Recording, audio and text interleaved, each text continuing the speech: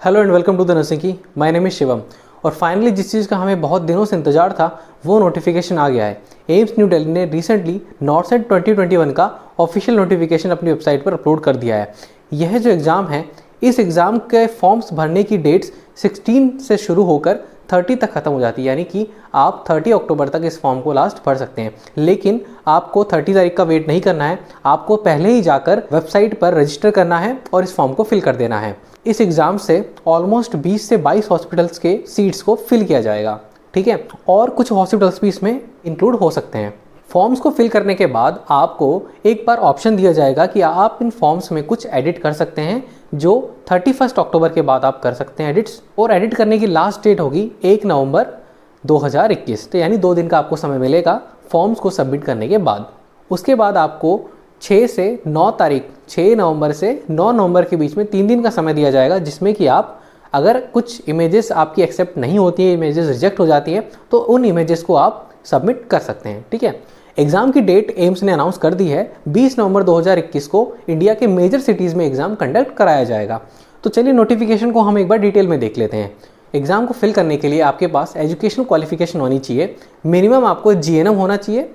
इस एग्ज़ाम में BSc post basic nursing और GNM वाले कैंडिडेट्स फॉर्म को भर सकते हैं। GNM वाले स्टूडेंट्स के लिए एक एडिशनल रिक्वायरमेंट है। GNM वाले स्टूडेंट्स को 2 साल का एक्सपीरियंस रिक्वायर्ड होगा 50 बेडेड हॉस्पिटल्स में। दिल्ली के 4 हॉस्पिटल्स GNM वाले कैंडिडेट्स को अलाउ करते हैं कि वो 1 साल के एक्सपीरियंस के साथ भी उनके हॉस्पिटल को ज्वाइन कर सकते हैं, ठीक है। और इसके लिए आपको स्टेट काउंसिल से रजिस्ट्रेशन आपका कंप्लीट होना चाहिए। अगर मैं बात करूं एज लिमिट के बारे में, तो 18 ईयर से 30 ईयर्स के कैंडिडेट इस फॉर्म को भर सकते हैं। अब यहाँ पर हम डिस्कस करना चाहेंगे एज रिलैक्सेशन के बारे में, जो कि एक बहुत इंपॉर्टेंट टॉपिक है। तो देखिए, जनरल वाले कैंडिडेट्स के लिए एज रिलैक्सेशन नहीं है। उसके अलावा OBC SC ST वाले कैंडिडेट्स को एज रिलैक्सेशन प्रोवाइड किया गया है। और जो कैंडिडेट्स सेंट्रल गवर्नमेंट एम्प्लॉइज़ हैं, एक्सक्लूडिंग एम्स, यानी कि जो एम्स में काम कर रहे हैं, उसके अलावा जितने भी सेंट्रल गवर्नमेंट में लोग काम कर रहे हैं, अगर उन्होंने 3 ईयर्स रेगुलर काम किया है तो उनको 5 ईयर्स का एज रिलैक्सेशन इस एग्जाम में मिल सकता है। बात करें अगर हम एप्लीकेशन फ़ीस की, तो एप्लीकेशन फ़ीस है 3000 रुपीज़ फॉर जनरल और OBC candidates and 2500 rupees for SC ST and economically weaker section candidates. However, अगर आप SC ST कैटेगरी के कैंडिडेट हैं तो आपको ये पैसा रिफंड कर दिया जाएगा एज सुन एज आप एग्जाम में अपीयर हो जाएंगे। यानी कि एग्जाम में अपीयर होने के बाद आपको ये 2500 रुपीज़ रिफंड कर दिए जाएंगे। और जो पर्सन डिसेबिलिटीज़ के हैं उनके लिए कोई भी फीस रखी नहीं गई है। पेमेंट आप ऑनलाइन डेबिट कार्ड या फिर नेट बैंकिंग से कर सकते हैं। तो इस एग्ज़ाम को फिल करने के लिए आपको एम्स की ऑफिशियल वेबसाइट पे जाना होगा, जिसका लिंक मैं डिस्क्रिप्शन में दे दूंगा। वहाँ पर जाके आप वेबसाइट पर रजिस्ट्रेशन कर सकते हैं। उसके बाद अपने फॉर्म्स को फिल कर सकते हैं। अगर आपको इस फॉर्म को फिल करने में कोई दिक्कत आती है तो आप मुझे पर्सनली कॉन्टैक्ट कर सकते हैं। जिस कॉन्टैक्ट करने के लिए व्हाट्सएप और टेलीग्राम ग्रुप्स का डिटेल मैं लिंक में दे दूंगा।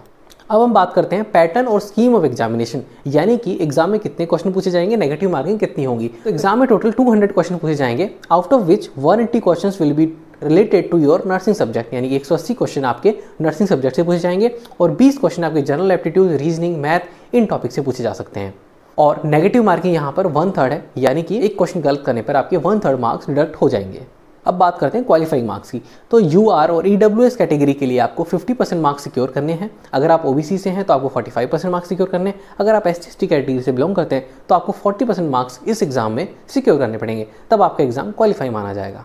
UR और इकोनॉमिकली वीकर सेक्शन कैंडिडेट्स के PWD स्टूडेंट्स को 5% एक्स्ट्रा रिलैक्सेशन दिया जाएगा, यानी कि वो 50% की बजाय 45% उनके लिए क्वालिफाइंग मार्क्स होंगे। अब बात करते हैं सिलेबस के बारे में। सिलेबस यहाँ पे आप हमारी BSc नर्सिंग का एंटायर कोर्स इसमें इंक्लूडेड है। चलिए, अब आपका नेक्स्ट क्वेश्चन हो सकता है कि सीटें कितनी है। तो सीटें अभी एम्स ने डिस्क्लोज नहीं की हैं, क्योंकि बहुत सारे एम्स हैं और अभी नॉर्सेट 2020 की ज्वाइनिंग कंप्लीट हुई है। तो कुछ सीटें बढ़ भी सकती हैं, कुछ कम भी हो सकती है। तो इसलिए सीट्स का डिस्क्रिप्शन आपको ड्यू टाइम में दे दिया जाएगा और जैसा भी होगा हम आपको अपडेट करते रहेंगे।